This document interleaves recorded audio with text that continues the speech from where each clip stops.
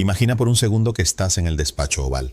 Tienes el teléfono en la mano, los aviones ya están en el aire y el mundo entero contiene la respiración esperando la Tercera Guerra Mundial. De repente cuelgas y dices no. Eso es lo que nos vendieron los titulares hace unos días sobre el supuesto ataque inminente de Estados Unidos a Irán.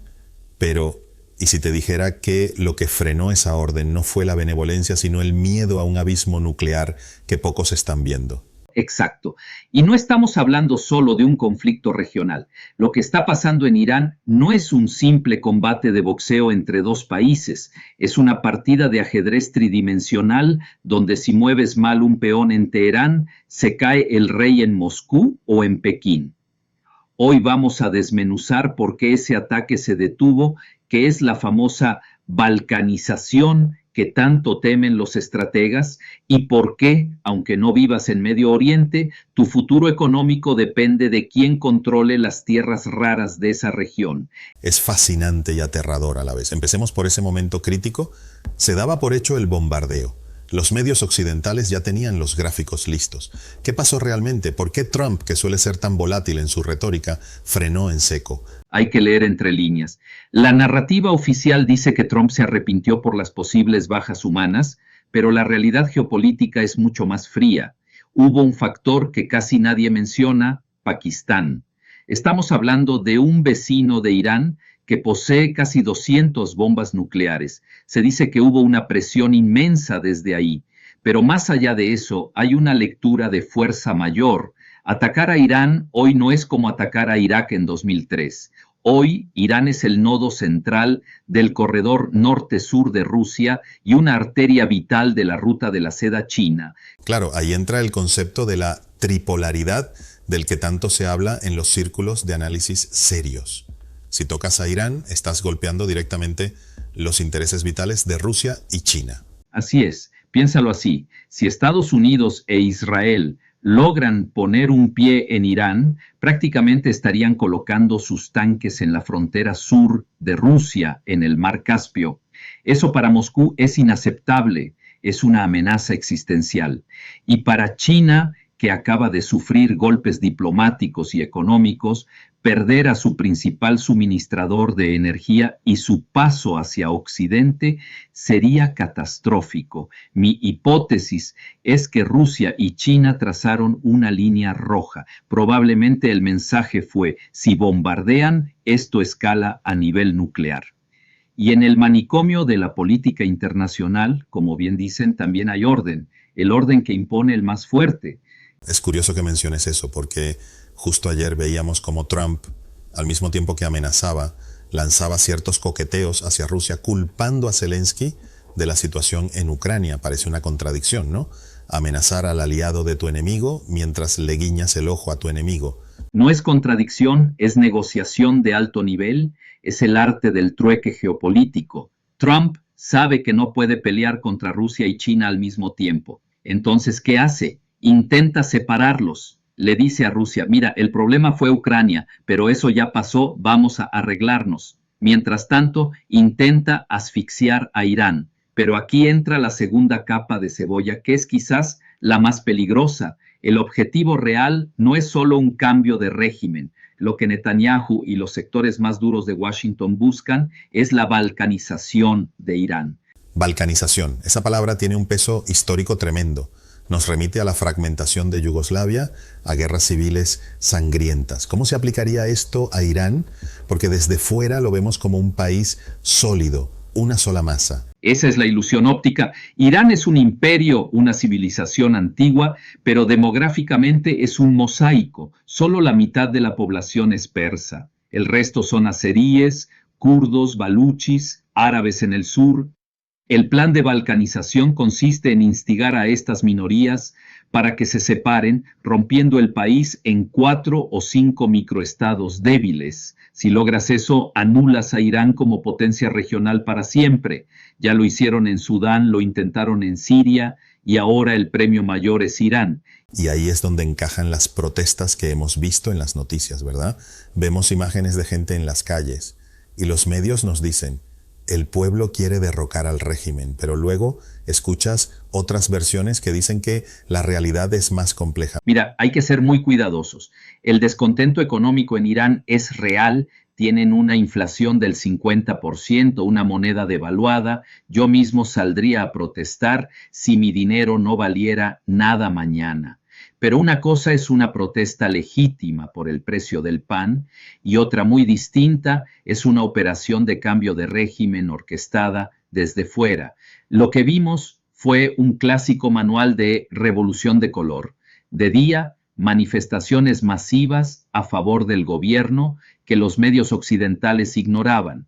De noche, grupos más pequeños, muy violentos, amplificados por granjas de bots y medios financiados por la CIA y el Mossad, creando la ilusión de un levantamiento total. Es la guerra cognitiva.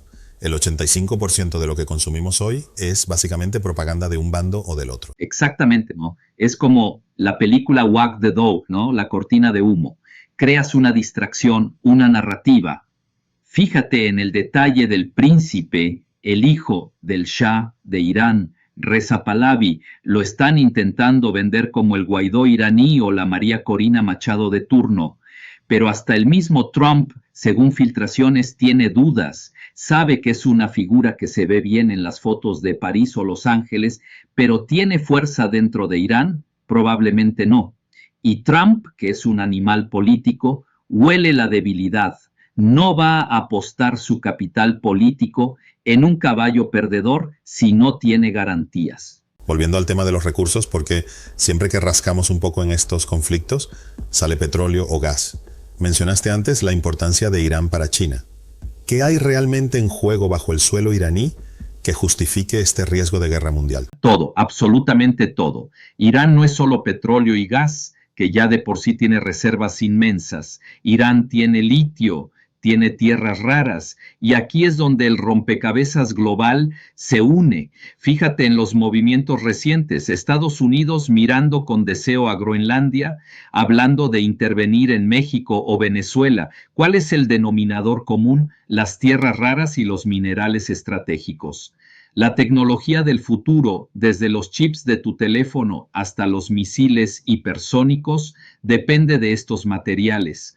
Hoy, China controla el 90% del procesamiento de tierras raras. Occidente está desesperado por romper ese monopolio. Entonces, la teoría es que si rompes a Irán en pedazos, puedes controlar más fácilmente esos recursos. Claro, es más fácil negociar o explotar a una pequeña república de Baluchistán independiente y débil que negociar con un Estado civilización iraní armado hasta los dientes y aliado con Rusia. Es el viejo adagio, divide et impera, divide y vencerás. Pero el problema es que Rusia y China saben leer el mapa igual de bien que Washington. No van a dejar que les quiten esa pieza del tablero. Por eso vimos a China desplegando músculo comercial y a Rusia enviando mensajes muy claros. Incluso se burlaron de la idea de Estados Unidos comprando Groenlandia, diciendo: si no se la llevan ellos, nos la llevamos nosotros. Es irónico, ¿no? Ver cómo se reparte en el mundo como si fuera un pastel. Y en medio de esto, Europa parece estar en una crisis de identidad total. Me llamó mucho la atención lo que comentabas sobre Alemania.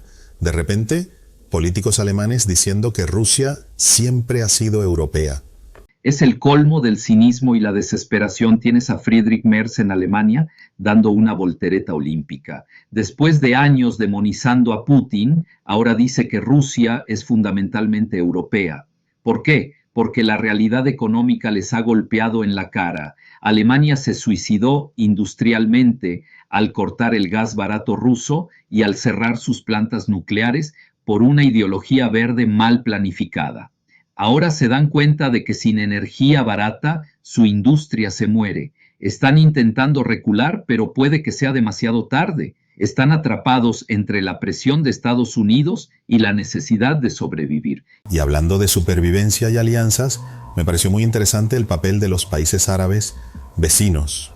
Uno pensaría que Arabia Saudita estaría feliz de ver caer a Irán, su rival histórico. Pero, al parecer, fueron los primeros en pedirle a Washington que no atacara. Eso fue clave. Arabia Saudita, Qatar, Omán, Todos corrieron a decirle a Trump, por favor, no lo hagas. ¿Por qué? Porque saben que si Irán cae o si se desata una guerra, los misiles no van a caer en Nueva York, van a caer en Riad y en Dubái. Sus refinerías, sus ciudades de cristal, todo eso es extremadamente frágil. Además, Irán y Arabia Saudita restablecieron relaciones gracias a China hace poco. Hay un nuevo pragmatismo en la región. Ya no compran ciegamente la guerra de Estados Unidos porque saben que ellos pondrían los muertos y las pérdidas económicas. Incluso Turquía, que es miembro de la OTAN, está jugando su propio juego, alineándose más con Pakistán y los países árabes para evitar el incendio. Es como si los adultos en la sala regional hubieran tomado el control para evitar que los pirómanos internacionales prendieran la mecha. Pero, volviendo a la pregunta inicial del podcast, ¿crees que el peligro ha pasado? Trump detuvo el ataque, los aviones regresaron. ¿Podemos respirar tranquilos o esto es solo una pausa táctica? Yo lo llamaría una calma tensa o, usando un término más coloquial, un taco.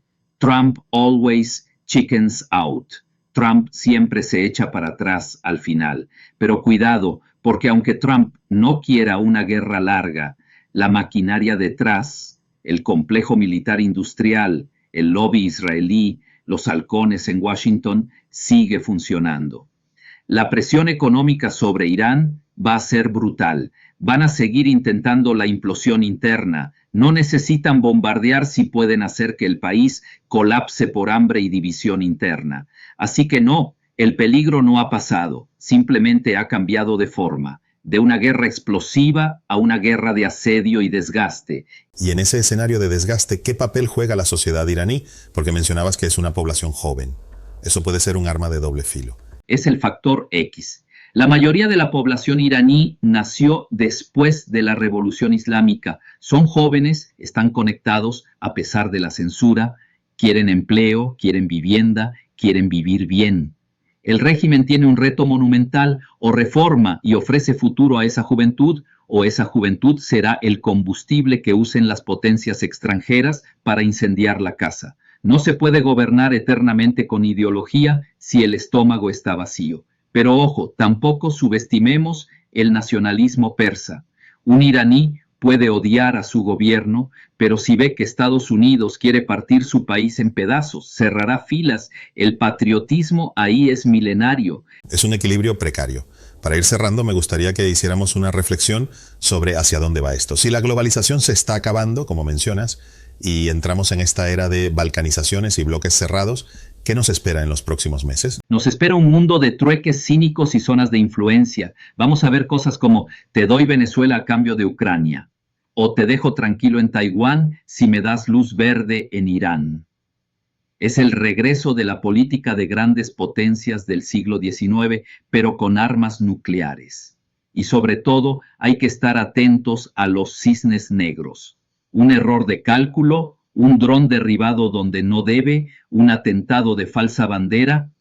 Cualquiera de esas cosas puede reactivar la orden de ataque que Trump detuvo en el último minuto. Nos dejas con una imagen muy potente. El mundo no se rige por leyes internacionales ni por moralidad, sino por fuerza bruta y control de recursos. Tristemente así es, y para los que nos escuchan, el mensaje es: no se queden con el titular. Cuando lean democracia, busquen petróleo. Cuando lean intervención humanitaria, busquen tierras raras. El mapa mundi se está redibujando ahora mismo y lo están haciendo con tinta roja. Una conclusión contundente para un tema que nos afecta a todos, aunque parezca lejano. La geopolítica no perdona la ingenuidad. Gracias por este análisis tan profundo. Ha sido como quitarse una venda de los ojos. Al contrario, hay que seguir observando, porque en este juego el que parpadea pierde y parece que nadie quiere parpadear. Estaremos atentos. Gracias a todos por escucharnos. Esto apenas comienza. Si este análisis te ayudó a entender lo que realmente está en juego, te invito a seguir y suscribirte a Guardián de la Conciencia en todas nuestras redes. Aquí no repetimos consignas, analizamos el poder.